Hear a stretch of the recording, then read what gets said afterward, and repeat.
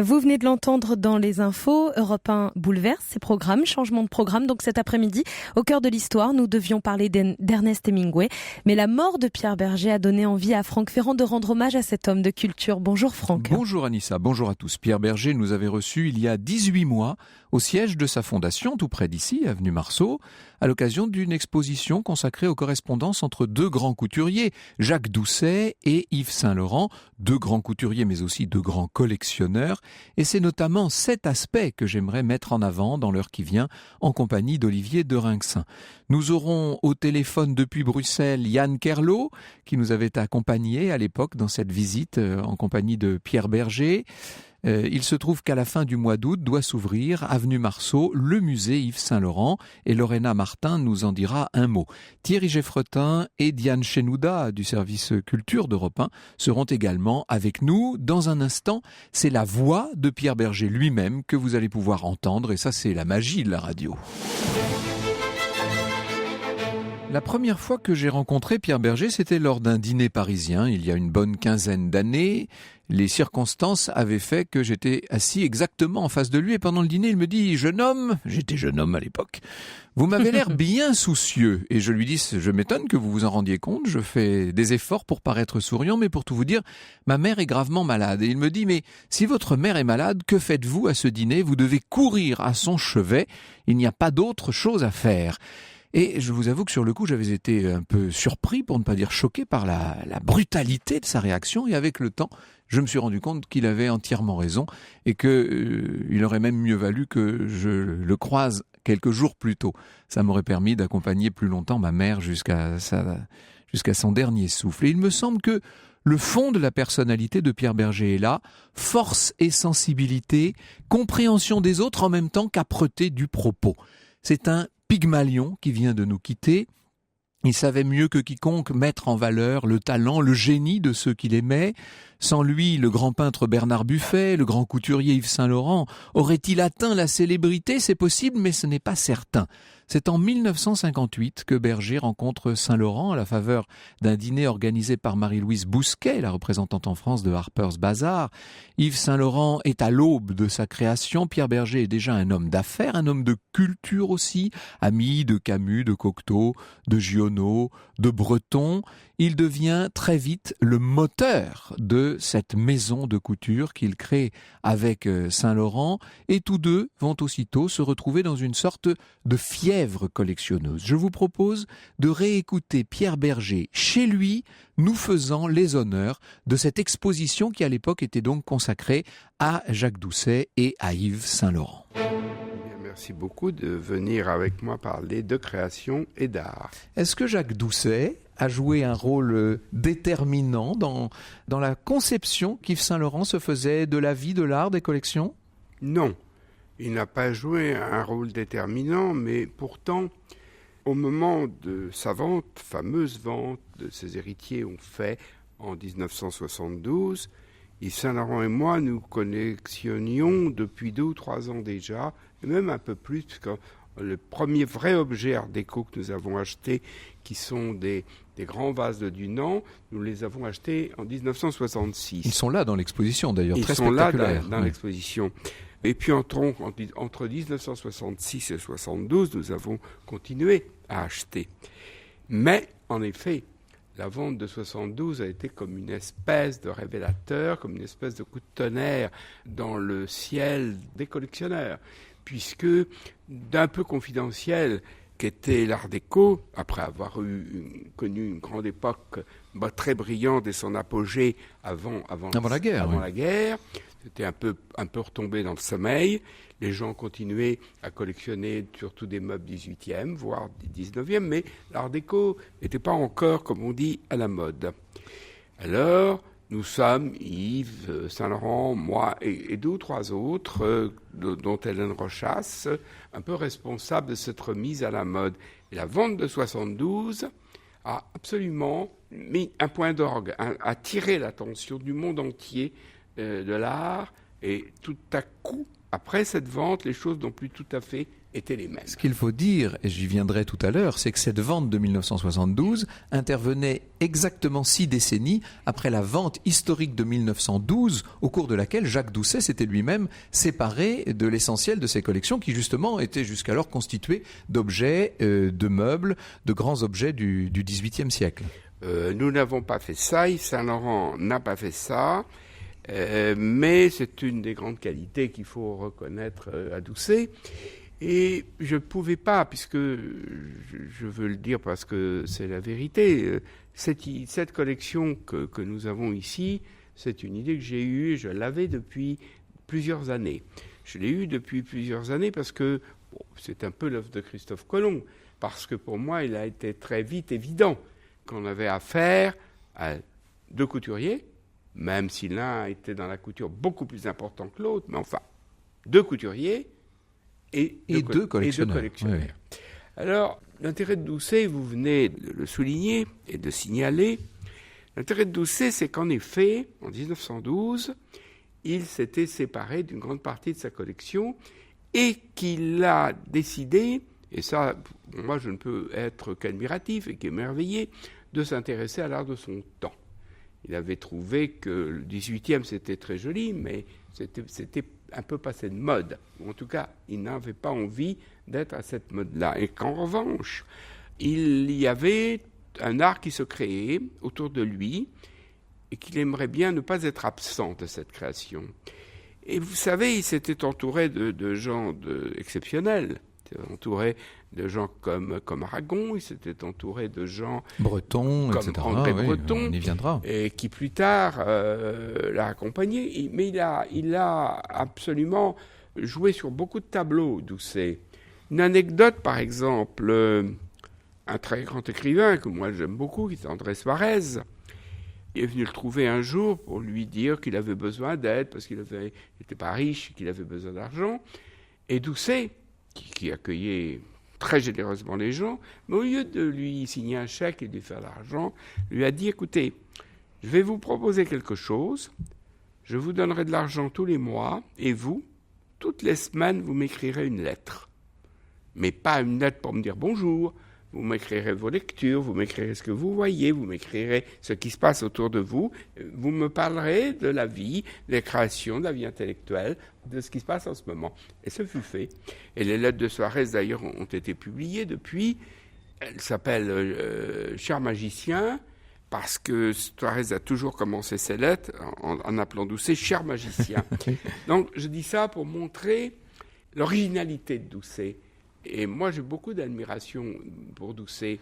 Non seulement il est original, et non seulement ça dénote chez lui une forme de singularité, c'est incontestable, mais il encourage l'art. Mais évidemment. Il facilite les choses, en fait, hein, c'est ça. Bien sûr. Et puis il facilite, on le verra dans un moment, il facilite les correspondances. Bien sûr. Ce que, moi, me touche beaucoup. Par exemple, il achète La Charmeuse de Serpent du douanier Rousseau, et qu'est-ce qu'il fait ?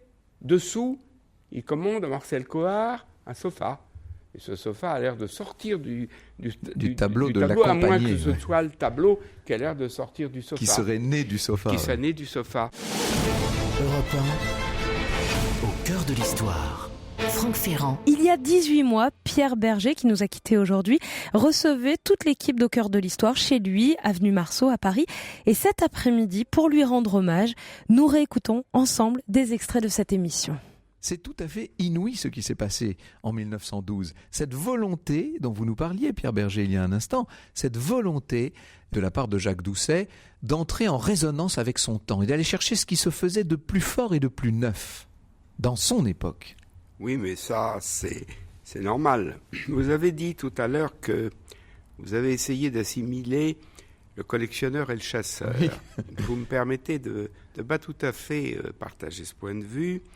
C'est Kenneth Clark qui donnait ce point de vue, mais je le reprenais à mon compte, c'est vrai. J'ai bien compris que c'était Kenneth Clark. Je ne pense pas que le collectionneur soit un chasseur, parce que le chasseur a un but, c'est de capturer, et un but, c'est de tuer d'ailleurs, naturellement. Les chasseurs prétendent aimer les gibiers, je n'en doute pas du tout. Je ne sais pas s'ils les aiment plus dans leur assiette qu'au bout du fusil ou que libre dans la nature. Mais le collectionneur, lui, aime l'art, aime les artistes. Et je pense que un vrai collectionneur est quelqu'un qui sait depuis longtemps que l'art n'appartient à personne. Le collectionneur sait qu'il a beaucoup de chance de pouvoir héberger cet art, que l'art et les objets d'art ou les tableaux, enfin tout ce qui ressemble à l'art, c'est comme un oiseau migrateur. On a beaucoup de chance qu'ils viennent chez vous, chez soi, se reposer pour un hiver un peu clément et d'y rester un peu, mais un jour ils s'en vont. Un jour, ils repartiront. Et un jour ils repartiront, et c'est ça la beauté de l'œuvre d'art. Et c'est ça le destin de l'œuvre d'art. Et le collectionneur qui ne comprend pas que l'œuvre d'art ne lui appartient pas, qu'il n'en est pas le propriétaire. Oui, bien sûr, il a payé pour l'avoir, mais s'il ne comprend pas que l'art ne s'achète pas. Et surtout que quand on achète l'art se venge. Si on achète l'art pour l'argent, et uniquement pour lui, l'art se venge. Vous dites ça à l'adresse des spéculateurs éventuels, des gens je dis ça à l'adresse, je ne cite personne, mais vous pouvez me mettre sous ce vocable de spéculateur qui vous voulez, je vous laisse le choix. Il y a un univers qui se crée, un nouvel univers dans cet appartement de l'avenue du Bois chez Jacques Doucet. Lorsque vous avez, avec Yves Saint-Laurent, créé votre propre collection, Pierre Bergé, vous avez vous aussi façonné cet univers. Oui. C'est fait de correspondance, c'est fait de... Oui, on peut parler de ça, mais je voudrais qu'on dise quelque chose parce que vous ne m'avez pas adressé, je ne veux pas dire un reproche, disons une remarque. Une remarque qu'on peut faire, qui est quand même différente et qui sépare totalement Doucet de Saint-Laurent et de moi, mais laissons Saint-Laurent, c'est que Doucet a bazardé tout le passé pour s'intéresser à la création de son temps. C'est pas du tout ce que nous avons fait. Ah non, ce n'est pas la même démarche. Il faut bien être précis là-dessus. La création de notre temps, même si nous n'avons pas été insensibles, même si elle nous a plu parfois, vous avez dit qu'il avait fait des achats sages en achetant un Manet. Je ne suis pas sûr qu'un Manet soit un achat sage, étant donné qu'il reste un des plus grands peintres du monde, et il reste pour longtemps un des plus grands peintres du monde. Mais Yves Saint-Laurent et moi, oui, nous avons fait des achats sages. Moi, j'appelle faire un achat sage d'acheter Andy Warhol. J'appelle faire un achat sage de commander des choses au Lalanne. Nous ne sommes pas entrés, nous, et je l'assume, et je le dis... Dans l'avant-garde. Dans l'avant-garde de ce qu'aujourd'hui s'appelle... Aujourd'hui, ça serait Damien Hirst ou Jeff Koons. Je ne sais plus qui étaient les Jeff Koons et les Damien Hirst de l'époque. C'est d'ailleurs intéressant que vous ne le sachiez plus, mais enfin peut-être bon, ils sont fermons cette parenthèse. Peut-être ont-ils complètement disparu. Mais en tout cas, je ne sais pas si nous avons tort ou si nous avons eu raison, mais il faut dire la vérité. Une grande différence entre Doucet et nous. Mais ce qui nous rassemble, c'est en effet notre passion de la collection, la volonté de collectionner. Et au-delà de cette passion commune, c'est un certain regard, c'est une certaine atmosphère qui se dégage de l'ensemble. C'est un esprit, ce qu'on appelle un esprit. C'est évident.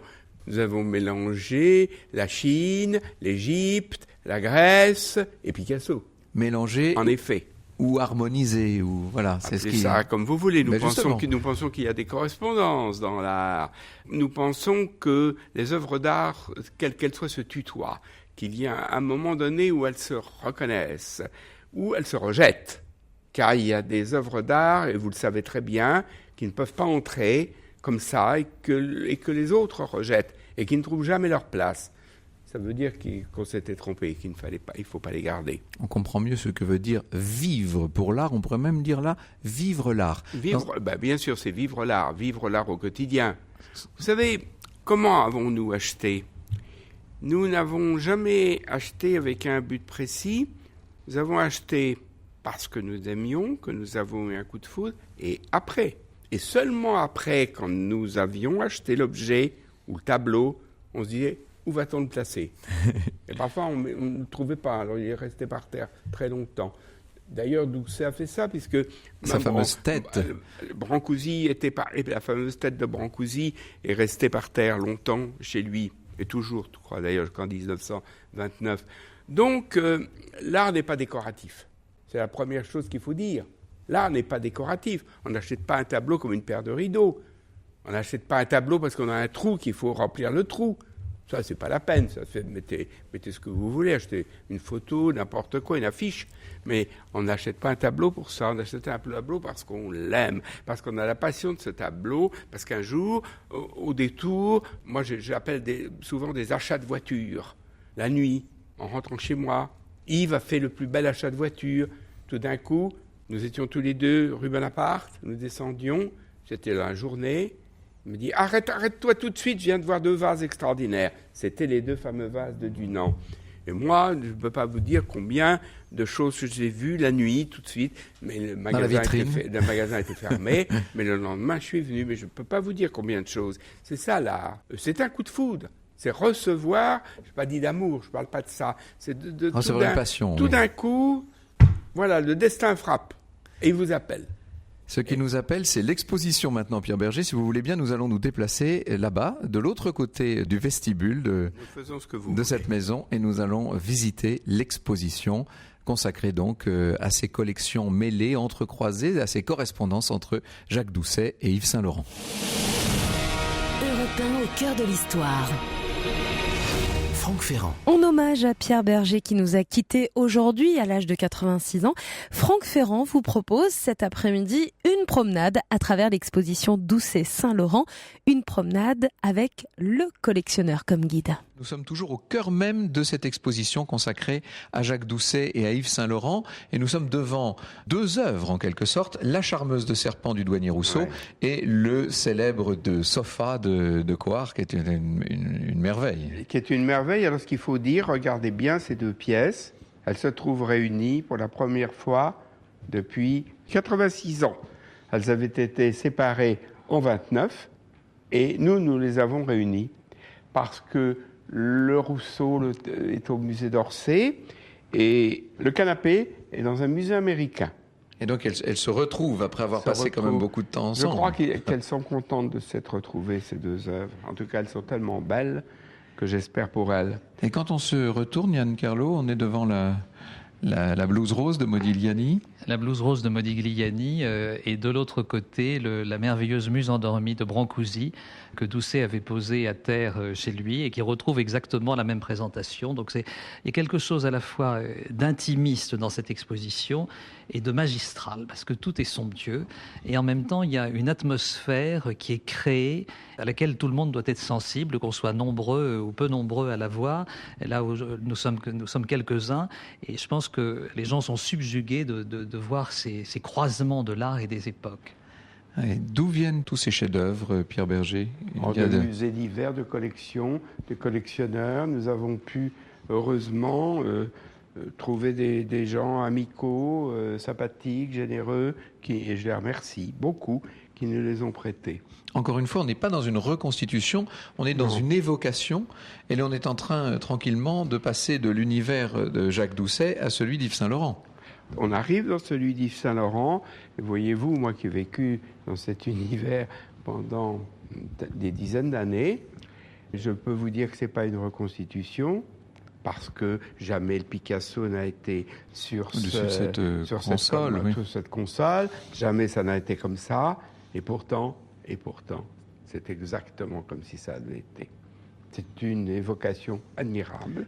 Donc là, vous avez un grand Picasso, un Picasso de 1914, cubiste. Avec un masque juste sous le... Avec un masque Légat, que l'on voit dessous, avec une oie pour le parfum chinoise. De bronze vraiment très différents et qui s'accordent merveilleusement. Ben voilà. Ils ont intérêt à s'accorder puisqu'on ne leur a pas demandé leur avis.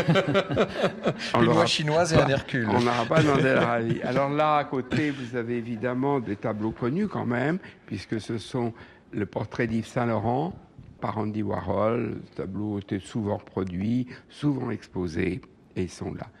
Et vous avez aussi, dans l'art plus contemporain et sage, vous avez des miroirs qui ont été commandés par Yves Saint-Laurent, c'est une idée d'Yves lui-même. Très spectaculaire. À Claude Lalanne pour mettre dans ce qu'on a appelé le piano de musique, même s'il n'y a jamais eu une note de musique qui a été jouée là-dedans, mais ça s'est appelé le salon de musique. C'est des miroirs comme vous voyez, mais il y en avait beaucoup plus que ça, très spectaculaire. Vous parliez tout à l'heure du cheminement des œuvres, de leur simple passage chez les collectionneurs, Pierre Bergé. Une grande partie de ces œuvres avec lesquelles vous avez vécu vous-même sont parties maintenant. Vous les avez, bien entendu, vous leur avez rendu leur liberté.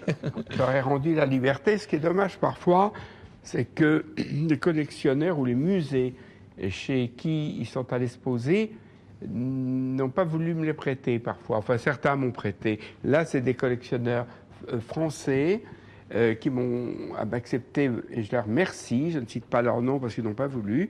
C'est un papier découpé de Matisse. C'est le premier papier découpé de Matisse. Nous sommes en 1937. Il y a un Goya au milieu. Et là, c'est un Goya qui est au musée du Louvre, parce qu'à la mort d'Yves, normalement, il voulait donner quelque chose. Donc, j'ai donné. Je ne vous ai pas dit que tout à l'heure, le Quérico est aujourd'hui au musée à Beaubourg, à Georges Pompidou, parce que j'ai aidé le musée Georges Pompidou à l'avoir. Et là, j'ai donné ce Goya, très beau Goya, au musée du Louvre. Dessous, il y a une petite sculpture de Picasso. Et qui pourrait presque être un écho au masque dont vous parliez tout à l'heure. C'est exactement ça. Ouais. Voilà un Mondrian. Le Mondrian nous a été prêté par le Louvre Abu Dhabi. Vous avez fait de Mondrian en quelque sorte la référence pour l'affiche de l'exposition et pour le livret. Pour quelle raison?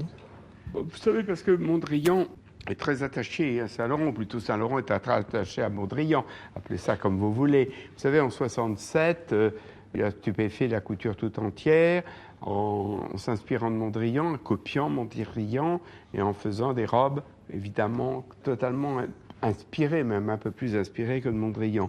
Donc, Mondrian, Saint-Laurent, c'est... Voilà. Lorsque vous voyez tout ça, Pierre Bergé, ça vous donne envie de continuer à collectionner? Non, parce que j'ai pas l'âge de collectionner. Collectionner, c'est une aventure. Ce n'est pas un acte isolé. Donc, je n'ai plus l'âge d'entreprendre une aventure, que des actes isolés. Mais c'est très bien, ça me donne, non, au contraire, ça me donne une satisfaction. Je n'ai pas de nostalgie, pas la moindre. D'abord, je préfère toujours aujourd'hui à hier, et probablement demain à aujourd'hui. Donc, même si j'aime pas toujours l'art de demain et l'art d'aujourd'hui, mais c'est une autre question, ça.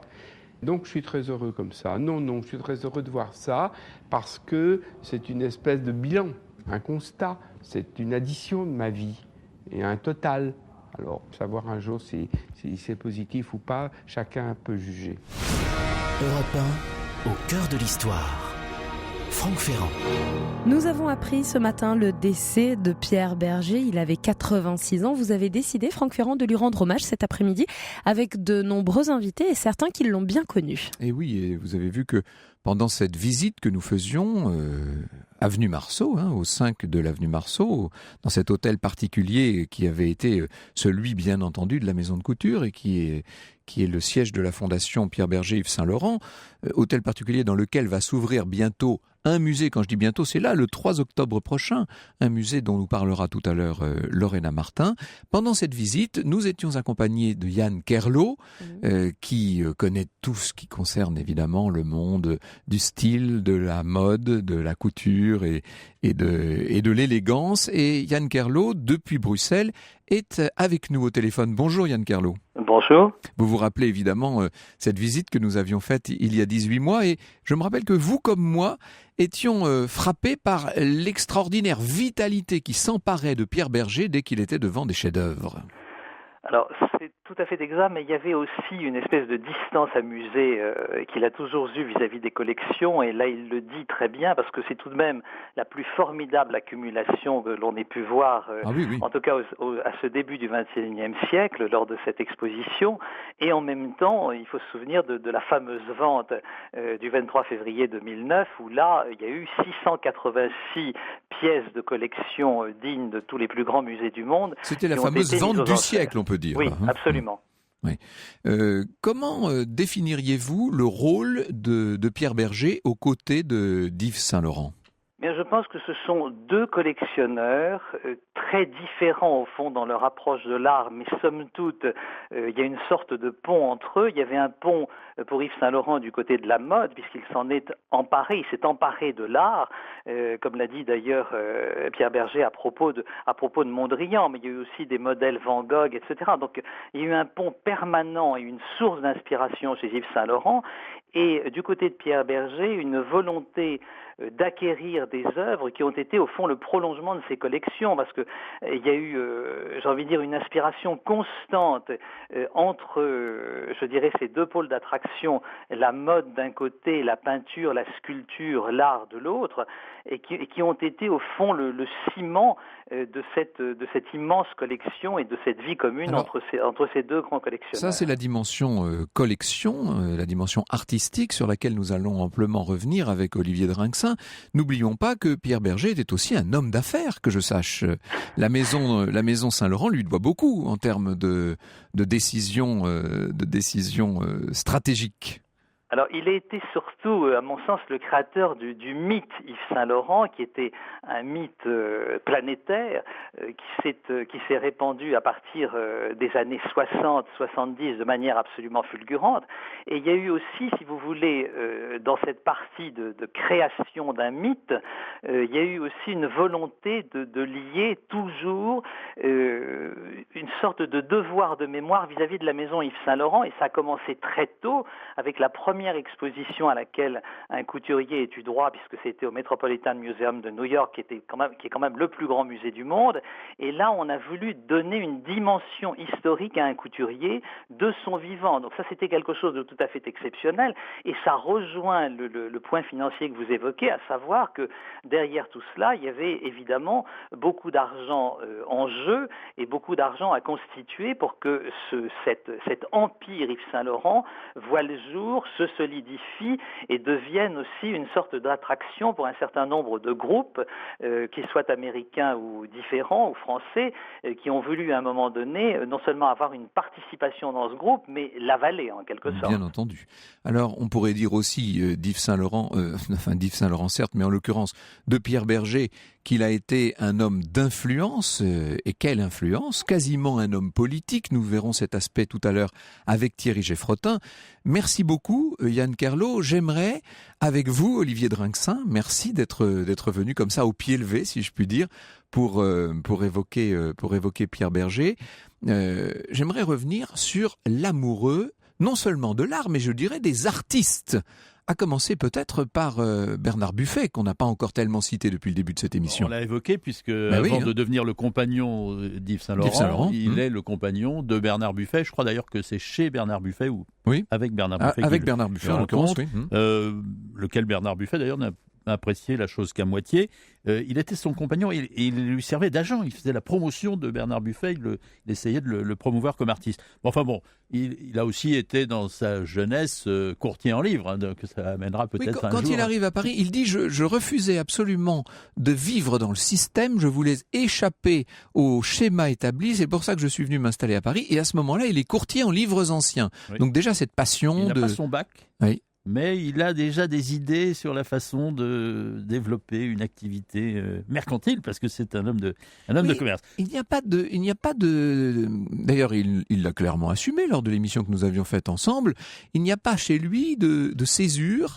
Il n'y a pas d'opposition entre l'amour des livres, de l'art, des collections et, par ailleurs, évidemment, les affaires. Oui. Et il a déjà tout dit. En fait, je n'avais pas besoin de venir. Il a dit tout à l'heure, vous l'avez repassé ce morceau de l'interview, le collectionneur n'est pas propriétaire de l'œuvre d'art, c'est l'oiseau migrateur. L'art ne s'achète pas, le collectionneur n'en est que le dépositeur. Et en même temps, il ne se sent pas du tout pompier pyromane quand il vend d'abord la collection Yves Saint-Laurent, on vient de l'évoquer. On dit toujours la vente du siècle. C'est la seule vraie vente du siècle, puisque en 2009, ils ont vendu pour 375 millions d'euros chez Christie's à Paris avec cette collection Saint-Laurent. C'est vraiment phénoménal. C'est des scores qu'on n'atteint pas, même avec la peinture contemporaine bien sûr. La plus chère. Et puis après, il y a la vente de sa bibliothèque. Alors ça, c'est lui qui l'organise, de son vivant. Bon, est-ce que c'est douloureux, puisqu'il dit les livres sont mes amis, des amis de 40 ans, et en même temps, je crois qu'il est assez content finalement que ce savoir, ces objets d'art, qui aillent vers d'autres et qu'il les diffuse comme ça. Nous avions, il y a quelques mois maintenant, consacré une émission à Drouot et aux ventes aux enchères. On peut dire que c'est un monde qui fascinait Pierre Bergé au point qu'il ait créé sa propre maison de vente, d'ailleurs. Oui, mais d'abord, il avait pris un râteau, comme on dit, puisqu'il avait essayé de prendre le contrôle de Drouot. Alors, Drouot, c'est une maison de vente, un hôtel des ventes, mais en fait, il y a 70 commissaires-priseurs. Il a essayé de faire une OPA, mais il aurait fallu en fait qu'il fasse 60 ou 70 petites OPA. Il y a quelques-uns parmi les meilleurs qui sont allés travailler avec lui, Éric Buffetot, Antoine Godot, mais ça n'a pas marché. Et alors du coup, il a suscité au contraire un mouvement de rejet de Pierre Bergé, une opposition qui s'est réinstallée, et ils ont continué avec le même système, même si c'est un petit peu différent de ce que c'était jadis et naguère. Et pourtant, alors, quand il vend la collection Saint-Laurent, il la vend chez Christie's à Paris. On se dit, ça, c'est le coup de pied de l'âne. Pierre Bergé les humilie, leur fait payer. Et puis, en fait, la bibliothèque de Pierre Bergé, elle s'est vendue déjà. Il y a déjà eu 3 ventes. Il en reste encore 2, théoriquement. Il y en aura peut-être uniquement une l'année prochaine. Et puis, ça s'est vendu à Drouot avec Christie's. C'était le renvoi d'ascenseur parce que je crois que, en fait, c'est dommage, quoi, finalement. Il y a même des gens qui vous disent, c'est dommage qu'il n'ait pas réussi à racheter Drouot parce que la maison de vente a un charme évident et un charme certain. Vous pensez que c'est ce qui restera de Pierre Bergé lorsqu'on parlera de lui dans quelques décennies, un peu comme quand on parle de Jacques Doucet, c'est le collectionneur, l'amoureux de tous les arts d'une certaine manière et de tous les savoirs, car c'était encore une fois un grand bibliophile? Savoir sûrement, bibliophile exceptionnel, incontestablement. Alors il avait à la fois les moyens et le goût, parce que dans sa bibliothèque, il faut avoir les deux, ce qui n'est pas évident. Oui. Les catalogues de ses ventes Pierre Bergé sont absolument sublimes. C'est à soi seul une œuvre d'art. Mais en même temps, il a tout bien acheté. Quand on disait tout à l'heure, oui, il a bien acheté. Le fauteuil d'Eileen Gray qu'il achète pour quelques centaines de milliers de francs, c'est revendu 20 millions d'euros. 20 millions d'euros. Et ce qui lui faisait le plus plaisir, c'est ce que racontait Antoine Godot tout à l'heure, c'est le porte-parapluie qui était au Château Gabriel, la maison de Deauville qu'ils avaient avec Yves Saint-Laurent, qui se vend, qu'ils ont dû acheter pour quelques centaines de francs et qui se revend 70 000 euros. Incroyable. Parce que finalement, c'est un mythe en fait. Ils avaient du goût, incontestablement. Oui. Alors pour les livres, c'est quelque chose. Alors le château de Deauville était une de leurs propriétés. Il y avait bien sûr l'hôtel à Paris. Il y avait bien sûr aussi la maison de Marrakech que nous irons visiter tout à l'heure en compagnie de Diane Chenouda. Et puis je voudrais dans un instant que nous en venions à la dimension, à la dimension plus politique de Pierre Bergé. Et pour cela, j'ai fait appel aux lumières de Thierry Geffrotin qui est avec nous dans ce studio. Europe 1, au cœur de l'histoire. Franck Ferrand. Et cet après-midi sur Europe 1, nous sommes au cœur de l'histoire de Pierre Bergé. Il nous a quittés ce matin à l'âge de 86 ans. Franck Ferrand, vous avez décidé de lui rendre hommage avec de nombreux invités. Et après la vie de collectionneur de Pierre Bergé, il est temps de découvrir maintenant une autre facette du personnage. Oui, la facette j'ai dit tout à l'heure homme politique, c'est peut-être beaucoup dire, mais homme d'influence, en tout cas, incontestablement, ami du président François Mitterrand, très engagé dans la cause homosexuelle. Il était devenu une sorte de chef de file du lobby gay, si je puis dire, avec d'ailleurs un rôle très important dans la presse, dans l'édition, etc. Toute cette dimension-là ne fait pas l'unanimité, Thierry Geffrotin, c'est le moins qu'on puisse dire. Il suffit de lire les messages qui nous arrivent au standard et qui ne sont pas tous très amènes. Ce n'était pas un homme consensuel. Non, voilà. Ça c'est certain. Il aimait la castagne. Et ça venait de loin parce que c'est le fils de 2 fonctionnaires anarchistes. On peut avoir un papa ou une maman anarchiste. Ben là, les deux étaient anarchistes. 2 fonctionnaires. Le père est aux finances. À l'époque, on disait les contributions. Et la maman est institutrice.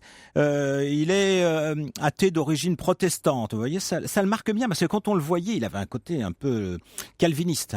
J'aime bien mes amis calvinistes, mais entre les luthériens et les calvinistes, il y a quand même une forme, austère.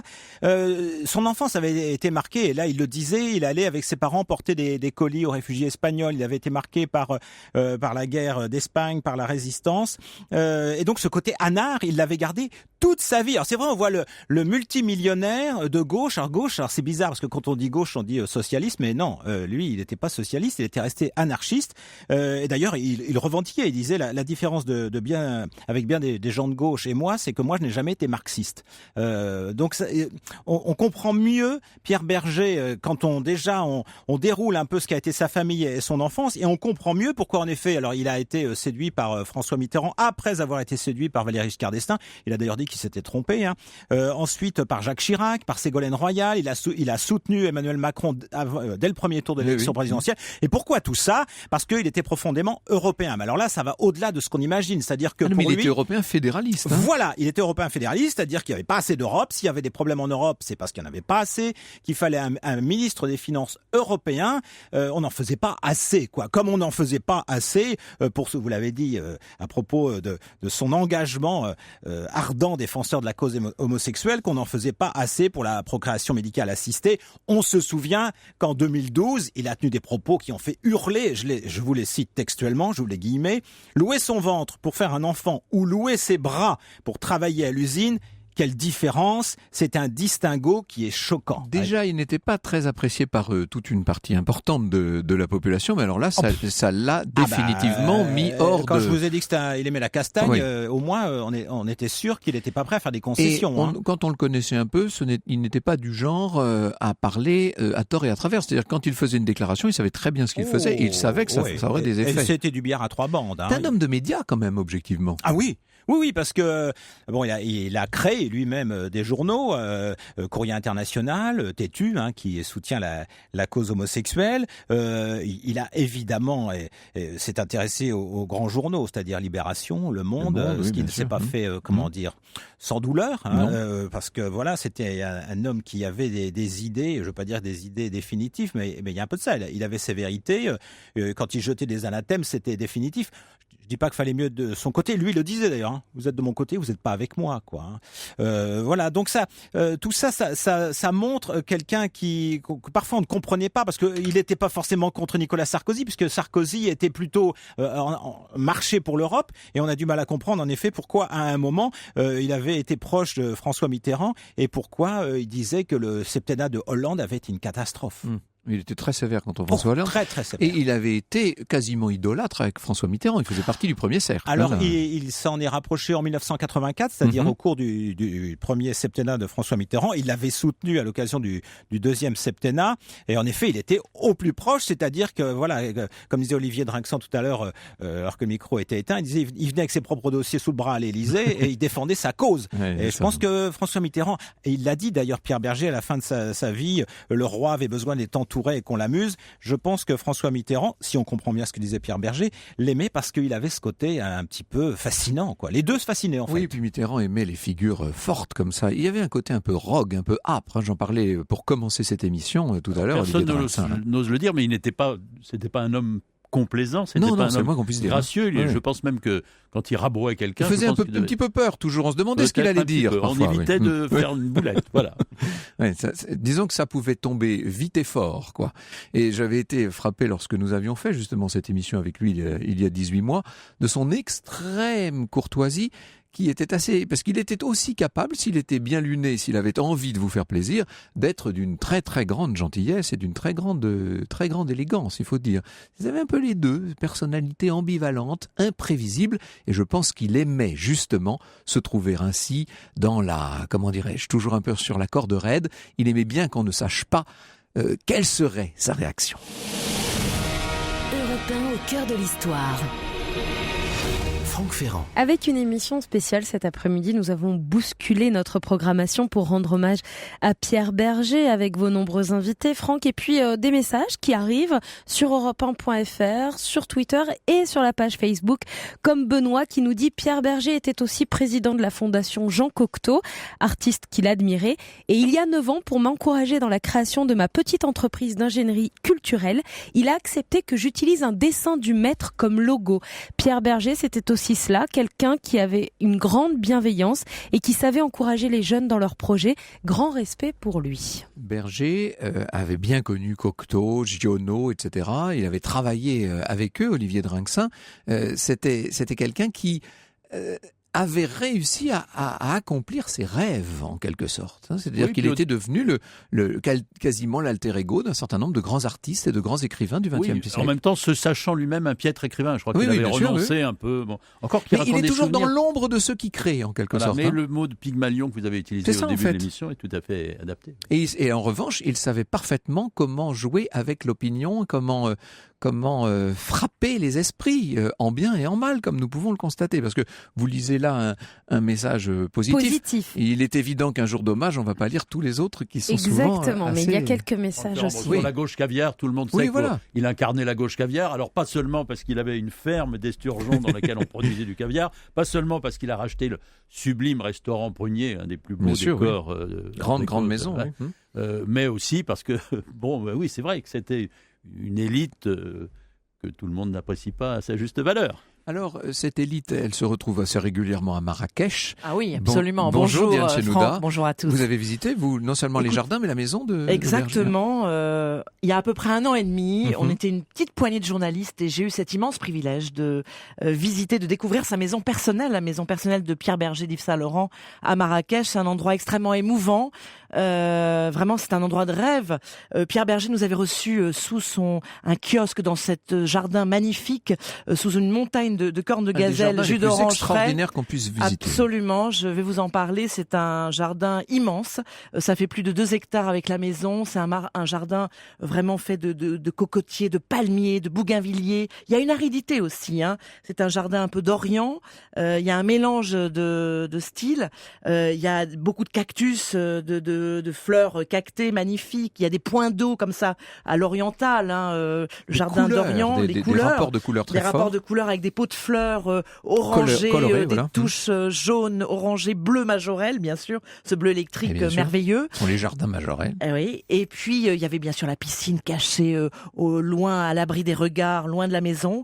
Et puis cette maison que j'ai donc visitée, on pousse on arrive dans les jardins majorels que tout le monde peut visiter. Puis alors il y a une petite porte bleue comme ça, bleu nattier, magnifique en bois, et on passe cette porte et là on est comme dans les contes de fées, vous voyez, on arrive dans une espèce de clairière, dans un vraiment c'est magique, dans un oasis. Un oasis, c'est un jardin d'Éden, un jardin paradisiaque, un havre de paix et vraiment la maison qui est un rêve, qui n'est pas forcément ultra luxueuse, non. mais qui est vraiment extraordinaire parce que tout simplement elle est noyée dans la verdure. C'est la Villa Oasis, c'est une maison ocre comme la plupart des maisons de Marrakech, et c'est un endroit de rêve parce que tout simplement c'est une maison de style marocaine qui a gardé ce style-là, avec au rez-de-chaussée un patio à la marocaine, ombrageux, ténébreux, comme ça il y a très peu de lumière, avec une fontaine, on entend le bruit de la fontaine, des céramiques partout, des peintures sur bois, c'est l'artisanat marocain. Puis on monte une petite marche et là on se retrouve dans le premier salon oriental, pareil, très intimiste, très chaleureux. Alors ça fourmille d'œuvres d'art, de tableaux, c'est vraiment extraordinaire. Il y a des banquettes recouvertes de tapis d'Orient où alors là on peut se retrouver à deux pour voilà un petit aparté, un peu conversation intime. Voilà, boire un thé à la menthe. Il y a la salle à manger, ensuite une pièce à part un peu plus lumineuse, et puis un autre salon, cette fois très lumineux, le salon bleu avec des toiles de Maître, du Matisse, Dufy et j'en passe dans mon souvenir. Et puis on monte à l'étage et là on a des chambres assez simples, et puis il y a une terrasse qui entoure toute la maison, une terrasse véranda, et alors une vue sublime sur le jardin. C'est vraiment, on se croit, enfin on est dans un ailleurs. Et c'était la maison d'Yves Saint Laurent, la maison de Pierre Berger, ou les deux, si je puis dire. Exactement, c'était leur maison, tous les deux. Ils sont tombés. On ne sait pas quelle est la part de l'un et de l'autre dans ce décor inouï. Non, mais je pense que vraiment c'est le couple qui a acheté la maison dans les années 80. Ils sont tombés fous amoureux du Maroc, comme chacun sait, dans les années 60. Ce n'était pas leur première maison, là c'était leur dernière. Et c'est là où vraiment ils se ressourçaient, et où d'ailleurs Pierre Berger venait encore assez souvent récemment pour se ressourcer et pour sans doute méditer de tous ces souvenirs qu'il avait eus avec Yves Saint Laurent. Merci beaucoup Diane Chenouda, vous nous avez fait rêver. au cœur de l'histoire sur Europe 1. Et Lorena Martin est avec nous, comme tous les jours. Alors, ce n'est pas une bonne adresse que vous nous proposez aujourd'hui, quoique nous allons tout près des studios d'Europe 1, au 5 de l'avenue Marceau, dans cet hôtel particulier rendu mythique par tous les grands défilés Saint-Laurent, où va s'ouvrir le 3 octobre prochain un musée Yves Saint-Laurent. Oui, puisqu'il faut savoir qu'Yves Saint-Laurent était le seul créateur de sa génération à avoir archivé systématiquement son œuvre depuis la création de sa maison de couture. Et la fondation a conservé ce trésor. La collection compte plus de 5000 modèles de haute couture, de fabuleux croquis. Et donc, à Paris, ce patrimoine unique conservé sera exposé sur plus de 450 mètres carrés. C'est la scénographe Nathalie Crinière et le décorateur Jacques Grange qui ont repensé les lieux dans l'ambiance originelle de la maison de haute couture. Les visiteurs vont pénétrer dans le musée par l'entrée historique de la maison de couture, celle qui était destinée aux clientes et aux invités de marque. Et les anciens salons et surtout le studio historique de création d'Yves Saint-Laurent pourront se visiter. Merci beaucoup. Ça ouvre donc là le 3 octobre. Et le musée, bien sûr, à Marrakech, à côté du sublime jardin Majorelle dont vous venez de parler, ouvrira le 19 octobre et ce sera un musée de plus de 4000 mètres carrés dans le même esprit que celui de Paris, mais en plus grand avec un auditorium et des concerts. Et la première expo temporaire sera consacrée à l'Asie rêvée d'Yves Saint-Laurent. Donc ça, ce sera en octobre 2018 jusqu'en janvier. Et c'est vraiment l'Asie qui fascinait tant d'artistes européens, et y compris Yves Saint-Laurent. Il y aura une 50aine de modèles accompagnés de dessins originaux et d'objets asiatiques. Merci beaucoup Lorena Martin. Merci à vous d'avoir changé votre chronique au dernier moment. Merci à toute la merveilleuse équipe d'Au cœur de l'histoire et notamment à Jean-François Bussière de s'être adapté pour nous permettre de réécouter les bons moments de cette émission que nous avions faite il y a 18 mois. Merci à vous Olivier Drinxin d'avoir été des nôtres. Merci à Yann Kerlot, à Diane Chenouda, à Thierry Geffrotin. Je pense que nous avons permis à une partie du public qui connaissait peut-être assez mal Pierre Berger, en dehors de son image comme ça publique, de le connaître un peu mieux. Au cœur de l'histoire sur Europe 1.